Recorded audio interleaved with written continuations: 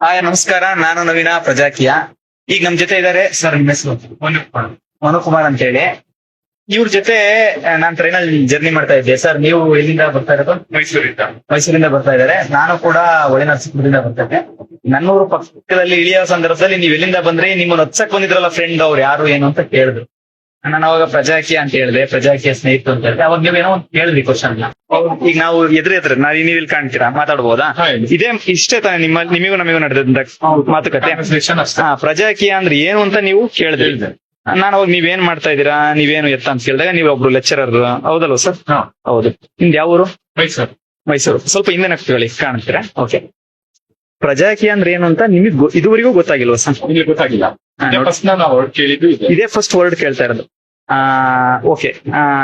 ನಿಮಗೆ ಈ ವಿಷಯ ಏನು ಅಂತ ಹೇಳೋದಕ್ಕೂ ಮುಂಚೆ ನಾನು ಇದನ್ನ ವಿಡಿಯೋ ಆನ್ ಮಾಡ್ತೀನಿ ಅಂತ ಹೇಳಿದೆ. ವಿಡಿಯೋದಲ್ಲೇ ನಿಮಗೆ ಈ ವಿಷಯ ಹೇಳ್ತಾ ಹೋಗ್ತೇನೆ. ಓಕೆ ಸ್ನೇಹಿತರೆ, ನೋಡಿದ್ರಲ್ಲ, ಪ್ರಜಾಕಿಯ ಅಂದ್ರೆ ಏನು ಅಂತ ಇದುವರೆಗೂ ಒಂದಿಷ್ಟು ಜನಗಳಿಗೆ ವಿಷಯ ಗೊತ್ತಿಲ್ಲ, ತಿಳಿದಿಲ್ಲ ಅನ್ನೋದಕ್ಕೆ ಕಾರಣ ಯಾರು ಅಂದ್ರೆ ನಾವು ತಿಳಿಸ್ಬೇಕಾದಂತ ಜವಾಬ್ದಾರಿ ನಮಗಿದೆ. ಸರ್, ನನಗೆ ಆಗ್ಲೇ ಏನೋ ವರ್ಕ್ ಮಾಡ್ತಾ ಇದ್ರಿ ಸರ್, ಇನ್ಸ್ಟಾಗ್ರಾಮ್ ಏನೋ ಅಕೌಂಟ್ ಪ್ರಾಬ್ಲಮ್ ಇದೆ, ಅದು ಲಾಗಿನ್ ಲಾಗೌಟ್ ಆಗ್ತಾ ಇಲ್ಲ ಅಂತ ಕೇಳ್ತಾ ಇದ್ರು. ನನಗೆ ಬರುತ್ತಾ ಅಂತ ಕೇಳಿದ್ರೆ ಹೌದಲ್ಲ ಸರಿ ಸರ್, ಸೋಷಿಯಲ್ ಮೀಡಿಯಾದಲ್ಲಿ ಫೇಸ್ಬುಕ್ ಅಲ್ಲಿ ನಾನು ಏನಾದ್ರು ಮಾಡಬಲ್ಲೆ, ಸ್ವಲ್ಪ ಇನ್ಸ್ಟಾಗ್ರಾಮ್ ನಿಮಗೂ ಗೊತ್ತಿಲ್ಲ ಅಂತ ಹೇಳಿ. ನೋಡಿ, ಈಗ ಇನ್ಸ್ಟಾಗ್ರಾಮ್ ಬಳಸ್ತಾ ಇರೋರು, ನಾನು ಸೋಷಿಯಲ್ ಮೀಡಿಯಾದಲ್ಲಿ ಫೇಸ್ಬುಕ್ ಬಳಸ್ತಾ ಇದ್ದೀನಿ. ಫೇಸ್ಬುಕ್ ಅಲ್ಲಿ ಸಾಕಷ್ಟು ವಿಷಯಗಳನ್ನ ಹೇಳ್ತಾ ಇದ್ದೀನಿ. ನೀವು ಫೇಸ್ಬುಕ್ ಅಲ್ಲಿ ಇದ್ದೀರಾ ಸರ್? ಫೇಸ್ಬುಕ್ ಅಲ್ಲಿ ಇದ್ದೀರಾ? ಆದ್ರೂ ಕೂಡ ಪ್ರಜಾಕಿಯ ಇವ್ರಿಗೆ ತಲುಪಿಲ್ಲ. ಇನ್ಸ್ಟಾಗ್ರಾಮ್ ಅಲ್ಲಿ ಇದ್ದಾರೆ, ಇನ್ಸ್ಟಾಗ್ರಾಮ್ ಅಲ್ಲಿ ಇದ್ರು ಪ್ರಜಾಕಿಯ ತಲುಪಿಲ್ಲ. ಯಾಕೆ ಈ ರೀತಿ ಆಗ್ತಾ ಇದೆ ಅಂದ್ರೆ, ಸರ್, ನೀವ್ ಏನ್ ಮೊಬೈಲ್ ಅಲ್ಲಿ ನೋಡ್ತಾ ಹೋಗ್ತಿರಲ್ಲ, ಅದೇ ನಿಮಗೆ ವಾಪಸ್ ಬರ್ತಾ ಹೋಗುತ್ತೆ. ನೀವ್ ಏನ್ ನೋಡ್ತಿರೋ ಆ ಬೇಸಿಸ್ ಅಲ್ಲೇ ಅದು ನಿಮ್ಮನ್ನ ಏನ್ ಬೇಕೋ ಇವ್ರಿಗೆ ಅದನ್ನ ಕೊಡ್ತಾ ಹೋಗುತ್ತೆ. ಹೌದು, ಕರೆಕ್ಟ್ ಅಲ್ವಾ ಸರ್? ನಾವ್ ಏನ್ ನೋಡ್ತೀವಿ ಅನ್ನೋದ್ರ ಮೇಲೆ ಅದು ಓಕೆ. ಅದ್ರ ಜೊತೆ ನಮಗೆ ಪ್ರಜಾಕಿಯನ ವಿಚಾರ ಯಾಕೆ ಸಿಕ್ಕಿಲ್ಲ ಅಂದ್ರೆ, ನಿಮಗೆ ಇದುವರೆಗೂ ಕೂಡ ಆ ವಿಚಾರನ ನಾವು ತಲುಪಕ್ಕಾಗಿಲ್ಲ. ಅದನ್ನ ನಾವ್ ಹೇಳ್ತಿದೀನಿ. ಈಗ ಹೇಳ್ಬೋದಲ್ವಾ, ನಾನು ನಿಮಗೆ ತಿಳಿಸ್ಬೋದಲ್ವಾ? ಟ್ರೈನಲ್ಲಿ ವಿಡಿಯೋ ಮಾಡ್ತಾ ಇದೀವಿ, ಇದನ್ನ 100 ಜನ ನೋಡ್ತಾರೆ. ಇದನ್ನ ಯಾಕೆ ವಿಡಿಯೋ ಮಾಡ್ತಾ ಇದೀನಿ ಫಸ್ಟ್ ಹೇಳ್ಬಿಡ್ತೀನಿ ಸರ್. ಸಾಕಷ್ಟು ಜನ ನಿಮ್ಮಂಗ್ ತಲುಪಿಲ್ಲ ಅನ್ನೋರಿಗೆ ನಾವು ತಲುಪಿಸ್ಬೇಕಾದಂತ ಜವಾಬ್ದಾರಿ ನಮಗಿದೆ. ಈಗ ನಿಮಗೆ ಇದು ತಲುಪಿದ್ಮೇಲೆ ನೀವ್ ಇದನ್ನ ತಲುಪಿಸ್ಬೇಕಾದಂತ ಜವಾಬ್ದಾರಿನೂ ನಿಮಗಿದೆ. ಹಾಗಾಗಿ ಏನಿಲ್ಲ, ಸಿಂಪಲ್ ಆಗಿ ಅವ್ರಿಗೆ ಪ್ರಜಾಕಿಯ ವಿಚಾರ ಹೇಳ್ಬೇಕು ಅಂತ ಈ ವಿಡಿಯೋ ಮಾಡ್ತಾ ಇದ್ದೀನಿ. ಹೇಳ್ತೀನಿ ನಾನು. ಪ್ರಜಾಕಿಯನ ಏನು, ಎತ್ತ, ಹೇಗೆ ಅಂತ ಅವ್ರು ಕ್ವಶನ್ ಕೇಳಿದ್ರೆ ನಾನು ಇನ್ನೂ ಹೇಳಕ್ ಚೆನ್ನಾಗುತ್ತೆ. ಸರ್, ರಾಜಕೀಯ ಗೊತ್ತಲ್ವಾ ಸರ್? ಸ್ವಲ್ಪ ಮಟ್ಟಿಗೆ ನೋಡಿ. ಈಗ ದಿನ ಟ್ಯಾಕ್ಸ್ ಕಟ್ತಿರಲ್ವಾ ಸರ್? ನೀವ್ ಯಾವ್ದಾವ್ದಕ್ ಟ್ಯಾಕ್ಸ್ ಬೋದು ಸರ್? ಗಾಡಿಗೆ GST ಟ್ಯಾಕ್ಸ್ ಇಲ್ಲ. ಓಕೆ. ಎಲ್ಲ ಏನ್ ತಗೊಂತೀವಿ ಉತ್ಪನ್ನ ಎಲ್ಲ ಏನೇನ್ ತಗೊಬಹುದು ದಿನ ಬಳಕೆ? ಮನೆಗೆ ಐಟಮ್ ಆಗಲಿ, ಗ್ರಾಸರೀಸ್ ಆಗಲಿ, ಓಕೆ. ಆಮೇಲೆ ಗೃಹ ಉತ್ಪನ್ನಗಳಾಗ್ಲಿ, ಓಕೆ, ಆಮೇಲೆ ಹೋಮ್ ಅಪ್ಲೈನ್ಸಸ್ ಆಗ್ಲಿ, ಏನ್ ತಗೊಂಡು ಈಗ ಆಲ್ಮೋಸ್ಟ್ ಟ್ಯಾಕ್ಸ್ ಮೀನ್ಸ್ GST ಅಂತ 1% ಇದೆ. ಹೌದಲ್ವಾ ಸರ್? ಇದೆಲ್ಲ ನಾವು ಕಟ್ಟಿದ್ಮೇಲೆ, ಸರ್ಕಾರಕ್ಕೆ ಟ್ಯಾಕ್ಸ್ ಅಂತ ಕಟ್ಟಿದ್ಮೇಲೆ ಇದೆಲ್ಲ ಎಲ್ಲಿಗೆ ಹೋಗುತ್ತೆ, ವಾಪಸ್ ಎಲ್ಲಿಗೆ ಬರ್ಬೇಕಾಗಿರುತ್ತೆ? ಅದು ಗೌರ್ಮೆಂಟ್ ಹೋಗಿ ಮತ್ತೆ ಜನಕ್ಕೆ ಬರ್ಬೇಕು. ಅಂದ್ರೆ ಈ ಗೌರ್ಮೆಂಟ್ ನಡೆಸ್ತಾ ಇರೋದು ಯಾರು ಸರ್? ನಾವುಗಳೇ. ಪ್ರಜಾಪ್ರಭುತ್ವ ಅಂದ್ರೆ ಏನು ಸರ್? ನಾವೇ. ಪ್ರಜೆಗಳಿಂದ ಆಗಿರೋ ಪ್ರಭುತ್ವ ಪ್ರಜಾಪ್ರಭುತ್ವ. ಅಲ್ಲಿ ಪ್ರಭುಗಳು ಯಾರು ಸರ್? ನಾವು. ಆದ್ರೆ ಈ ಪ್ರಭುತ್ವ ನಿಜವಾಗಿ ನಮ್ ಕೈಯಲ್ಲಿ ಇದೆಯಾ ಸರ್? ಇಲ್ಲ. ಈ ಪ್ರಭುತ್ವ ಕೊಡೋದಕ್ಕೆ ಈ ಪ್ರಜಾಕಿಯ ಅಂತ ಸರ್ ವಿಚಾರ ಹುಟ್ಟಿರೋಂಥದ್ದು. ಉಪೇಂದ್ರ ಅವರು ಇಲ್ಲಿಗೆ ಒಂದು 7-8 ವರ್ಷದ ಹಿಂದೆ ಪ್ರಜಾಕಿಯ ಅಂತ ಒಂದು ವಿಚಾರ ಹೇಳ್ತಾರೆ.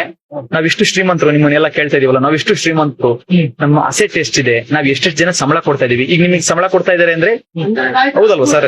ಒಂದ್ ಕಂಪ್ನಿ ಅಥವಾ ಒಂದು ಜಾಬ್, ಆಫೀಸು, ಇದಕ್ಕೆಲ್ಲ ಸಂಬಳ ಕೊಡ್ತಾ ಇದೀವಿ. ಆದ್ರೂ ಕೂಡ ನಮ್ಮಲ್ಲಿ ವ್ಯವಸ್ಥೆ ಇನ್ನೂ ಸರಿಯಾಗಿಲ್ಲ. ನಮ್ಮ ಗ್ರಾಮ ಪಂಚಾಯತಿ ಕೋಟಿ ಅನುದಾನ ಬರ್ತೈತಿ, ಅದು ಎಲ್ಲಿ ಹೋಗ್ತೈತಿ ಅಂತ ಗೊತ್ತಿಲ್ಲ, ಹೇಗ್ ಆಗ್ತೈತಿ ಅಂತ ಗೊತ್ತಿಲ್ಲ. ಹೌದಲ್ವ ಸರ್? ಎಲ್ಲಿ ಹೋಗ್ತಿದೆ? ಪೊಲೀಸು, ಈ ಉದಾಹರಣೆ, ಒಬ್ರು ಪೊಲೀಸಿಗೆ ಯಾರು ಪೊಲೀಸು ಇದಾರೆ ಅಂತ ತಿಳ್ಕೊಳ್ಳಿ, ಅಥವಾ ಯಾರೋ ಒಬ್ಬ ಅಧಿಕಾರಿ ಇದಾರೆ ಅಂತ ತಿಳ್ಕೊಳ್ಳಿ. ಈಗ ನಿಮ್ ಜೊತೆ ನಡ್ಕೊಬೇಕಾದ ರೀತಿನೇ ಬೇರೆ ಇರುತ್ತೆ, ಅಲ್ಲಿ ನಡ್ಕೊಂತಿರೋ ರೀತಿನೇ ಬೇರೆ ಇದೆ. ಈಗ ಟ್ರೈನ್ ಅಂದ್ರೆ ಇದು ನಂದು, ಇದು ನನ್ನ ಅಸೆಟ್, ಗೌರ್ಮೆಂಟ್. ಹೌದಲ್ವಾ ಸರ್? ಇದು ನಂದು ಅಂತ ನನಗೆ ಅನಿಸ್ತಾನೆ ಇಲ್ಲ. ನಿಮ್ ಸ್ನೇಹಿತರು ಹೇಳ್ತಾ ಇದ್ರು ಇದು ನಂದು ಅಂತ ನನಗೆ ಯಾವಾಗ ಅನ್ಸೋದು? ನೀವು ನೋಡಿರ್ಬೋದು, ಬೇರೆ ಬೇರೆ ದೇಶಗಳಲ್ಲಿ ಪ್ರಜೆಗಳನ್ನ ನಡೆಸ್ಕೊಳ್ಳೋ ರೀತಿ ಬೇರೆ ಇದೆ. ಇಷ್ಟೆಲ್ಲ ಟ್ಯಾಕ್ಸ್ ಕಟ್ಟಿರುವ ನಮ್ಮನ್ನ ಇಲ್ಲ ಒಂದ್ ಕಡೆ ಜನನೇ ಸರಿ ಇಲ್ಲ ಈ ದೇಶದಲ್ಲಿ. ಇನ್ಯಾರೋ ಬಂದ್ರೆ ಉದ್ಧಾರ ಆಗ್ಬಿಡುತ್ತೆ. ಪ್ರಜಾಕಿಯ ಹೇಳ್ತಾ ಇಷ್ಟೇ ಸರ್. ಪ್ರಜಾಕಿಯ ನಿಮಗೆ ಸಿಂಪಲ್ ಆಗಿ ಒಂದ್ ಮೊಬೈಲ್ ಅಲ್ಲಿ ಆಪ್ ಇದೆ ಸರ್. ನಾನು ಇಷ್ಟೆಲ್ಲ ಹೇಳಿ ನಿಮಗೆ ಆಪ್ ಹೇಳ್ತಾ ಇದ್ದೀನಿ. ಆಕ್ಚುಲಿ ಇನ್ನೂ ಬೇರೆ ವಿಷಯಗಳು ಇದಾವೆ, ನಾನು ಫೋನಲ್ಲಿ ಡಿಸ್ಕಷನ್ ಮಾಡಕ್ಕೆ ಈಗ 4 ನಿಮಿಷ ಆಗಿದೆ.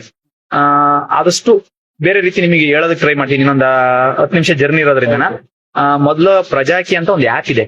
ಪ್ಲೇ ಸ್ಟೋರಿಗೆ ಹೋಗಿ, ನಿಮ್ದು ಆಂಡ್ರಾಯ್ಡ್ ಸೆಟ್ ಅಲ್ವಾ, ಪ್ಲೇ ಸ್ಟೋರಿಗೆ ಹೋಗ್ಬೋದು, ಅಥವಾ ನಿಮ್ದು ಮಾಮೂಲಿ ಬೇರೆ ಸೆಟ್ ಇದೆಯಲ್ಲ, ಆಪಲ್ ಸೆಟ್ಗಳು ಆತರ ಏನೋ ಬರುತ್ತಲ್ಲ, ಅದರಲ್ಲೂ ಕೂಡ ಮಾಡ್ಬೋದು. ಪ್ಲೇ ಸ್ಟೋರ್ ಅಲ್ಲಿ PRAJEAKEYE ಪ್ರಜಾಕೀಯ ಆಪ್ ನ ಡೌನ್ಲೋಡ್ ಮಾಡ್ಕೊಳ್ಳಿ ಸರ್. ಅಲ್ಲಿ ನಿಮ್ ಊರು, ನಿಮ್ ವಾರ್ಡು ಎಲ್ಲದನ್ನೂ ಕೂಡ ಓಪನ್ ಮಾಡ್ಬೋದು. ಅಲ್ಲಿ ರಾಜಕೀಯ ಮೈಂಡ್ ಸೆಟ್ ಇರೋರು ಬರ್ಲೇ ಬಿಡ್ರಿ ಅಂತ ಹೇಳ್ಬಿಡ್ತಾರೆ. ನಾನು ಇಲ್ಲಿ ಏನೋ ಬಂದ್ ಮಾಡ್ಬಿಡ್ತೀನಿ ಅನ್ನೋರು, ಯಾರೋ ಬಂದ್ ಮಾಡ್ಬಿಡ್ತಾರೆ ಅನ್ನೋರು, ಅಥವಾ ಈ ದೇಶನೇ ಇಷ್ಟು ಕಣಪ್ಪ ಅನ್ನೋರು, ಇವ್ರು ಯಾರು ಬರಬೇಡಿ. ಈ ದೇಶ ನಂದು, ಹೌದಲ್ವಾ ಸರ್? ಸುಭಾಷ್ ಚಂದ್ರ ಬೋಸ್ ಆಗಿರ್ಬೋದು, ಭಗತ್ ಸಿಂಗ್ ಆಗಿರ್ಬೋದು, ಸ್ವತಂತ್ರ ಹೋರಾಟಗಾರ ಇರ್ಬೋದು, ಗಾಂಧೀಜಿ ಆಗಿರ್ಬೋದು, ಅಂಬೇಡ್ಕರ್ ಆಗಿರ್ಬೋದು, ಇವರೆಲ್ಲರೂ ಕೂಡ ನಮಗೆ ಸ್ವತಂತ್ರ ಕೊಟ್ಟಿದ್ದು, ಪ್ರಜಾಪ್ರಭುತ್ವ ಕೊಟ್ಟಿದ್ದು, ನಾವುಗಳು ಪ್ರಭುಗಳಾಗತ್ತೆ. ಆ ಪ್ರಭುತ್ವನ ಯಾರೋ MLA MP ಆದಂತವನು ಇನ್ನು ಆಗ್ತಾ ಇರ್ತಾನೆ.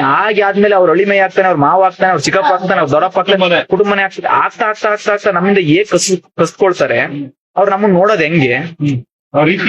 ನಮ್ಮನ್ನ ಹೌದಲ್ವಾ? ಈ ರಾಜಕೀಯ ಸರಿ ಇಲ್ಲ ಅಲ್ವಾ ಸರ್ ಅಲ್ಲಿಗೆ? ಆದ್ರೆ ರಾಜಕೀಯ ಅನ್ನೋದನ್ನ ನಾವು ನೆಗ್ಲೆಕ್ಟ್ ಮಾಡಿದ್ರೆ, ಇದು ಯಾಕಪ್ಪ ಇದ್ರ ಸವಾಸ ಯಾಕೆ ನಮಗೆ ಅಂದ್ರೆ ತುಂಬಾ ಅನುಭವಿಸ್ಬೇಕಾಗ್ತೀವಲ್ಲ. ಏನಾದ್ರೂ ಮಾಡಿ ಇದನ್ನ ಬದಲು ಮಾಡ್ಬೇಕು. ಹೇಗ್ ಬದಲು ಮಾಡೋದು ಅಂತ ಬಂದಾಗ, ಇಲ್ಲಿ ಯಾಕೆ ಹಿಂಗ್ ಆಗಿದೆ ಅಂತ ನೋಡಿದ್ರೆ, ಅವ್ರು ಯಾರು ಕೂಡ ಬೇಕು ಅಂತ ಆದಾರಲ್ಲ ಸರ್. ಎಲ್ರು ಏನಾಯ್ತು, ಇನ್ವೆಸ್ಟ್ಮೆಂಟ್ ಮಾಡಿದ್ರು, ಪಾಲಿಟಿಕ್ಸ್ ಅಲ್ಲಿ ಇನ್ವೆಸ್ಟ್ಮೆಂಟ್ ಮಾಡಿದ್ರು. ಜನಗಳಿಗೆ ಏನೋ ಕೊಡ್ತೀವಿ, ಆಸೆ ತೋರಿಸ್ತೀವಿ, ಇನ್ನೇನೋ ಮಾಡ್ತೀವಿ ಅಂತ 4% ಜನಗಳಿಗೆ ಕೊಟ್ಟು ಸೀರೆ, ಹಣ, ಎಂಡ ಈ ತರದ 400 ಜನ ಕೊಟ್ಟಿದೀವಿ ಅಂತ ಒಪ್ಸಿರು. 4 ಲಕ್ಷ ಜನ ಕೊಟ್ಟಿದ್ವಿ. ನಮ್ಮ ಮನೆ ಅಕ್ಕಪಕ್ಕ ಅವನೇ ಸರಿ ಇಲ್ಲ ಅಂತ ಅನ್ಸಿರು. ನಿಮ್ ಚಿಕ್ಕಪ್ಪ ಸರಿ ಇಲ್ಲ, ದೊಡ್ಡಪ್ಪ ಸರಿ ಇಲ್ಲ, ನಮ್ಮ ಮನೆಗ್ ನಮ್ಮಪ್ಪ ಆ ಪಕ್ಷ, ನಮ್ಮಮ್ಮ ಈ ಪಕ್ಷ, ಹಿಂಗೆಲ್ಲಾ ಮಾಡ್ತಾ ಬಂದ್ರು. ಒಡೆದಾಳ್ತಾ ಬಂದ್ರು. ಬ್ರಿಟಿಷರು ಏನ್ ಮಾಡಿದ್ರು ಅದ್ರ ತೀವ್ರತೆನ ಈಗ ಎಷ್ಟು ಹೊಡಿತಾರೆ ಅಂದ್ರೆ ಸರ್, ಜಾತಿ ಹೆಸರಲ್ಲಿ ಹೊಡಿತಾರೆ, ಧರ್ಮದ ಹೆಸರಲ್ಲಿ ಹೊಡಿತಾರೆ, ಬೇರೆ ಬೇರೆ ಪಂಗಡಗಳ ಹೆಸರಲ್ಲಿ ಹೊಡಿತಾರೆ. ಹೌದಲ್ವಾ? ಈಗ ಊಟದಲ್ಲೇ ಹೆಂಗ್ ಮಾಡ್ತಾರಲ್ಲ. ಹೌದಲ್ಲ? ಹೌದು. ಈಗ ಊಟದಲ್ಲೇ ಪಂಕ್ತಿ ಭೇದ ಅಂತ ಹೌದಲ್ವಾ ಸರ್? ಈಗ ನಾವು ಟ್ರೈನ್ ಅಲ್ಲೇ ಹೋಗ್ತಾ ಇದೀವಿ. ನೀವು ಯಾವ ಜಾತಿ ಅಂತ ಕನೆಕ್ಟ್ ಆಗ್ಲಿಲ್ಲ, ವಿಚಾರಗಳಿಗೆ ಕನೆಕ್ಟ್ ಆಗ್ತಾ ಇದೀವಿ ನಾವು. ಹೌದಲ್ವಾ ಸರ್? ಮನುಷ್ಯರು ಆಗ ಉಳಿತಾ ಇಲ್ಲ. ಎಲ್ಲಾ ವಿಚಾರದಲ್ಲಿ ಹೊಡೆದಾರೆ. ಯಾಕೆಂದ್ರೆ ಅವರಿಗೆಲ್ಲ ಆಲ್ರೆಡಿ ಅವ್ರನ್ನ ಬೇರೆ ಲೆವೆಲ್ಗೆ ತಗೊಂಡೋಗಿದ್ದಾರೆ. ಅವರು ನಾನ್ ಟ್ಯಾಕ್ಸ್ ಕಟ್ತಾ ಇದೀನಿ ಅನ್ನೋದು ಗೊತ್ತಿಲ್ಲ ಅವರಿಗೆ. ಆ ವಿಷಯಗಳು ನಮ್ಮ ಎಲ್ಲೂ ಸಬ್ಜೆಕ್ಟ್ ಅಲ್ಲಿ ಬರಲ್ಲ ಸರ್. ಆಕ್ಚುಲಿ ನೀವು ಯಾವ್ದು ಬಯಾಲಜಿ, ಬಾಟ್ನಿ ಲೆಕ್ಚರರ್ ಅಲ್ಲ. ಈಗ ನಮ್ಮಲ್ಲಿ ಪಾಠ ಮಾಡ್ಬೇಕಾರೆ ಸರ್, ಆಕ್ಚುಲಿ ನೀವು ಕಾಮರ್ಸ್ ಸ್ಟೂಡೆಂಟ್ಸ್ ಇದಾರೆ, ಸೈನ್ಸ್ ಸ್ಟೂಡೆಂಟ್ಸ್ ಇದಾರೆ, ಆರ್ಟ್ಸ್ ಸ್ಟೂಡೆಂಟ್ಸ್ ಬರ್ತಿದಾರೆ ಸರ್ ಔಟ್ಪುಟ್. ಈಗ ನೋಡಿ, ಇದೊಂದು ದೊಡ್ಡ ದುರಂತ. ಕನ್ನಡ ಮೀಡಿಯಂ ಓದಲ್ಲ, ಅಲ್ಲಿ ಆರ್ಟ್ಸ್ ಸ್ಟೂಡೆಂಟ್ಸ್ ಬರ್ತಾ ಇಲ್ಲ. ಎಲ್ಲ ಸೈನ್ಸ್ ಹೋಗ್ತಾರೆ, ಕಾಮರ್ಸ್ ಹೋಗ್ತಾರೆ, ಇಂಜಿನಿಯರ್ ಹೋಗ್ತಾರೆ, ಡಾಕ್ಟರ್ ಹೋಗ್ತಾರೆ. ಅಂದ್ರೆ ಎಷ್ಟು ಮಟ್ಟಿಗೆ ನೆಕ್ಸ್ಟ್ ನೀವ್ ಹೇಳ್ಬೋದು ಸರ್, ಸಂವಿಧಾನದ ಒಂದು ಪೀಠಿಕೆ ಇಟ್ಟಿರ್ತೀವಿ, ಪಾಠ ಇಟ್ಟಿರ್ತೀವಿ, ಅದಿಟ್ಟಿರ್ತೀವಿ, ಪೀಠಿಕೆ ಓದಿಸ್ತಾ ಇದೀವಿ. ಪೀಠಿಕೆ ಏನು ಅಂತ ಅರ್ಥ ಆದ್ರೆ ತಾನೇ ಅವರಿಗೆ. ಇಲ್ಲಿ ಇಷ್ಟ್ರ ಮಟ್ಟಿ ನಮ್ಮನ್ನೆಲ್ಲ ಚೇಂಜ್ ಆಗಿದೆ. ಈಗ ಓದಿರೋರಿಗೆ ಇಷ್ಟೆಲ್ಲ ಆ ವಿಷಯಗಳು ಗೊತ್ತಾಗ್ತಾ ಇಲ್ಲ. ಈ ಯಾರು MLA ಬಂದ ತಕ್ಷಣ ಹೂನಾರ ಹಾಕ್ರಿ, ಚಪ್ಪಳೆ ಹೊಡಿರಿ, ಆಪಲ್ ಹಾರ ಹಾಕ್ಬಿಡ್ರಿ, ಜೈ ಅಂದ್ಬಿಡ್ರಿ, ಅಷ್ಟೇ ಅಲ್ವಾ? ಇದಾಗಬಾರ್ದು. ಅವ್ನು ನಮ್ ಕೆಲಸಗಾರ. ಬರಪ್ಪ ಇಲ್ಲಿ ಹೆಂಗ್ ಮಾಡ್ತೀಯ, ಏನ್ ಮಾಡ್ತೀಯ? ಪ್ರಜಾಕ್ಕೆ ಏನ್ ಹೇಳ್ತಾ ಇದೆ ಅಂದ್ರೆ, ಒಬ್ಬ ಎಲೆಕ್ಟೆಡ್ ಮೆಂಬರ್ನು ಕೂಡ ನೀನೇ ಆಯ್ಕೆ ಮಾಡ್ಬೇಕು. ಉಪೇಂದ್ರ ಇಲ್ಲಿ ಬಂದು ಬಿ ಫಾರ್ಮ್ ಕೊಡಲ್ಲ ಸರ್. ಆ ಆಪ್ ಮುಖಾಂತರ ನೀವು ನಿಮ್ಮ ಕ್ಷೇತ್ರಕ್ಕೆ, ಉದಾಹರಣೆ ನಿಮ್ ಕ್ಷೇತ್ರ ಯಾವ್ದು ಸರ್?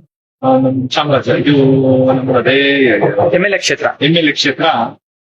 ಅದೇ ನನಗೆ ಇರ್ಲಿ. MP MLA ಯಾವ ಜಿಲ್ಲೆ ಹೇಳ್ಬಿಡಿ, ಅದು ಗೊತ್ತಾಗುತ್ತೆ. ಅದ್ರ ಮೈಸೂರು ಜಿಲ್ಲೆ ಅಂತ ತಿಳ್ಕೊಳ್ಳಿ. ನೀವು ಅಲ್ಲಿ ವೋಟಿಂಗ್ ಇದೆ ಅಂತ ತಿಳ್ಕೊಳ್ಳಿ. ಅಲ್ಲಿ ಯಾರು MLA ಆಗ್ಬೇಕು ಅಂತಲೂ ಕೂಡ ಆ MLA ಕ್ಷೇತ್ರಕ್ಕೆ ಬರೋನು ಈ ಆಪ್ ಮುಖಾಂತರ ಒಳಗ್ ಬರ್ತಾನೆ. ನಾನು ಹಿಂಗೆ ಕೆಲಸ ಮಾಡ್ತೀನಿ, ಒಂದು SOP ಇದೆ ಸರ್, ಸ್ಟ್ಯಾಂಡರ್ಡ್ ಆಪರೇಟಿಂಗ್ ಪ್ರೊಸೀಜರ್ ಇದೆ.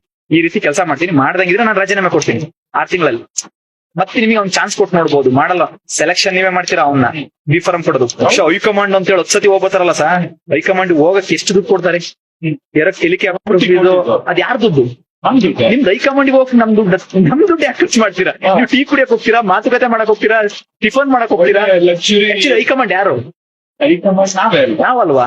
ನಾವ್ ಹೈಕಮಾಂಡ್. ಈ ಹೈಕಮಾಂಡ್ ನ ಮತ್ತೆ ಬಿಟ್ರು, ನಮ್ಮನ್ನ ತೆಗೆದು ಹೊರಕಿಟ್ಟು ನಿಮಗೋಸ್ಕರ ನಾವು 0 ಟ್ರಾಫಿಕ್ ಮಾಡ್ಕೊಂಡು ಓಡಾಡ್ತಿದೀವಿ. ಟ್ರೈನ್ ಯಾವ್ದೋ ಒಂದ್ ಬಿಡ್ತಾರೆ, ತುಂಬ್ಕೊಂಡು ಓಡಾಡ್ತಾರೆ, ಅಥವಾ ಇನ್ನೇನೋ ಈ ತರ. ನಿಮಗೆ ಏನ್ ಸಮಸ್ಯೆ ಇದೆ? ಆಕ್ಚುಲಿ ಒಂದು ಅನೌನ್ಸಿಯೇಷನ್ ಸಿಸ್ಟಮ್ ಇರಬಹುದಿತ್ತಲ್ಲ ಸರ್. ನಾನು ನಿಮಗೆ ಹೇಳ್ದೆ ಸರ್, ಬೀರೂರ್ ಬಂದ್ರೆ ನನ್ನ ಎದ್ದೇಳಿಸಿ ಅಂತ ಹೇಳಿದೆ, ಹೌದಲ್ವಾ? ಅನೌನ್ಸಿಯೇಷನ್, ಈ ಟ್ರೈನ್ ಇಂಥ ನಿಲ್ದಾಣಕ್ಕೆ ಬಂದಿದೆ ಅಂತ ಅನೌನ್ಸ್ ಹೇಳ್ಬೋದಿತ್ತಲ್ವಾ? ಎಷ್ಟು ಜನ ಇಂಜಿನಿಯರ್ಸ್ ಆಗ್ತಿದ್ದಾರೆ. ಆಕ್ಚುಲಿ ನಾನು ಎಲೆಕ್ಟ್ರಿಕಲ್ ಅಂಡ್ ಎಲೆಕ್ಟ್ರಾನಿಕ್ಸ್ ಮಾಡ್ಬೇಕು, ನಾನು ಪ್ರಾಜೆಕ್ಟ್ ಇದನ್ನ ಮಾಡಕ್ ಹೋದಾಗ ನನ್ನ ಬೇರೆ ರೀತಿ ನೋಡಿದ್ದು. ಅಂದ್ರೆ ಇಲ್ಲಿ ಅರ್ಹತೆ, ವಿದ್ಯಾಭ್ಯಾಸ, ಬೇರೆ ಬೇರೆ ವಿಷಯಗಳಿಗೆ ಇರ್ಬೇಕಾದಂತ ಮಾನ್ಯತೆಗಳನ್ನ ಕೊಡ್ತಾ ಇಲ್ಲ. ಈ ದೇಶದಲ್ಲಿ ಯಾರೋ ಪಕ್ಷದವ್ರು ಬಂದ್ರೆ ಯಾವ್ದೋ ಒಂದು ಪಾಠ ಇಡ್ತಾರೆ, ಈ ಆಗ್ತೋ ಪಕ್ಷದವ್ರು ಬಂದ್ರೆ ಈ ಪಾಠ ಇಡ್ತಾರೆ. ಇದಲ್ಲ ಸರ್. ಟೆಕ್ನಿಕಲಿ ನಮ್ಮನ್ನ ಸ್ಟ್ರಾಂಗ್ ಮಾಡೋ ಪಾಠಗಳಿಲ್ಲ, ಅಥವಾ ನಮ್ ಸಮಾಜ ಏನ್ ನಡೀತಾ ಇದೆ ಅದನ್ನ ಪ್ರಾಕ್ಟಿಕಲಿ ಹೇಳೋ ಪಾಠಗಳಿಲ್ಲ. ಎಲ್ಲೋ ಒಂದ್ ಕಡೆ ನಮ್ಮನ್ನ ಯಾಮಾರಿಸ್ತಾ ಇದಾರೆ. ತುಂಬಾ ಹಾಸ್ಪಿಟಲೈಸೇಷನ್, ಒಂದ್ಸತಿ ಆಸ್ಪತ್ರೆ ಅಂತ ಬಂತು ಅಂದ್ರೆ ಸರ್ಕಾರದ ಮೇಲೆ ಯಾಕೆ ಡಿಪೆಂಡ್ ಆಗ್ತಾ ಇದೀವಿ, ಶಿಕ್ಷಣದ ಮೇಲೆ ಖಾಸಗೀಕರಣ ಆಗ್ತಾ ಇದೆ. ಈ ಎಲ್ಲಾ ಖಾಸಗೀಕರಣದಿಂದ ನಾವ್ ಎಲ್ಲಿಗೆ ಹೋಗ್ತಾ ಇದೀವಿ? ಕೋಟಿಗಟ್ಟಲೆ ದುಡ್ಡಿದೆ ಸರ್. ನಮ್ ಬಜೆಟ್ ಎಷ್ಟು ಅಂತ ನಾವು ಕೇಳಿದ್ರೆ 0ಗಳು ಎಣಿಸಿದ್ರು ನಮಗೆ ಇನ್ನೂ ಲೆಕ್ಕ ಹಾಕಕ್ ಗೊತ್ತಿಲ್ಲ, ಅಷ್ಟು ಮಟ್ಟಿಗಿದೆ. ಜನ ಫುಲ್ ಟ್ಯಾಕ್ಸ್ ಅಷ್ಟು ಕಟ್ತಾ ಇದೀವಿ. ಆದ್ರೂ ಏನೂ ಆಗಿಲ್ಲ. ಒಂದೊಂದ್ಸರಿ ಎಲ್ಲ ರೆಡಿ ಮಾಡ್ಕೊಂಡ್ರೆ ಅದ್ಭುತ ಸೃಷ್ಟಿ ಆಗುತ್ತೆ ಸರ್.